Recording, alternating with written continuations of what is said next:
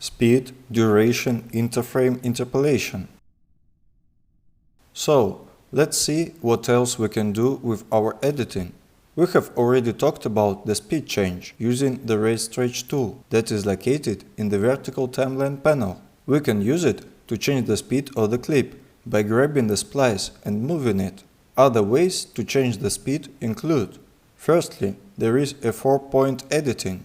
If we set the markers in and out on both the source and timeline panels, then we can click Insert or Override.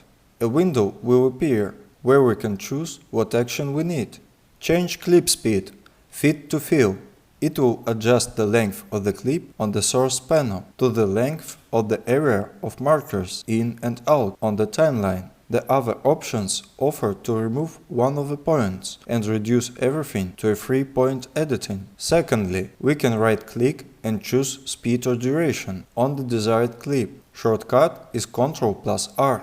The window appears where we can set either the speed or the duration. For example, we need to slow down the video by 2 times, so we set the speed to 50%. On the timeline panel, the clip has slowed down, but not stretched, because another clip gets in the way of it. If we want to stretch the resulting slow motion video, we need to go back to the speed or duration window and enable Ripple Edit, shifting trailing clips. If we turn off Sync Lock on a particular track, it will not be able to move it. We can select several clips and set their speed. We can set the timeline of the clips. For example, we choose the value of 2 seconds. Then we go back to the speed or duration setting and set the value of 200 in duration.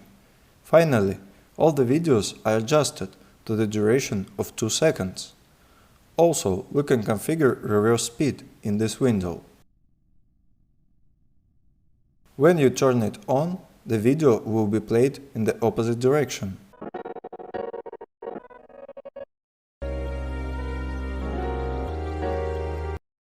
Interframe interpolation.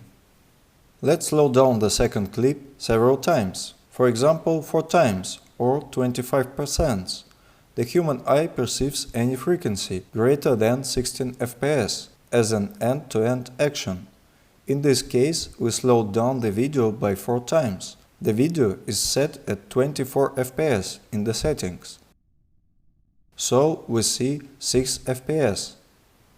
Interframe interpolation tools. We don't have enough intermediate frames, but we can create them to get rid of the jitter in slow motion video. We can select in the speed or duration window. First, time interpolation, frame sampling. Display each frame separately. Second, time interpolation, frame blending. Each subsequent frame consists of a combination of adjacent existing frames. That is, we slow down the clips 4 times. We have the first and fourth frames, and the second and third frames are drawn from 2 adjacent ones. It's drawn them by mixing them together. Third, time interpolation, optical flow, is drawing intermediate frames based on adjacent frames. It's the most high-tech and high-quality option. Finally, we got this result. If we want to compare what it would look like without optical flow, then we will clearly see the discreteness. And we can notice a characteristic disadvantage of things like dynamic movements, like here. In principle, if you don't look closely and don't know where to look, then our result will be fine. Also, this function can be enabled via the right click plus time interpolation for the desired video. So, we have several ways to enable time interpolation.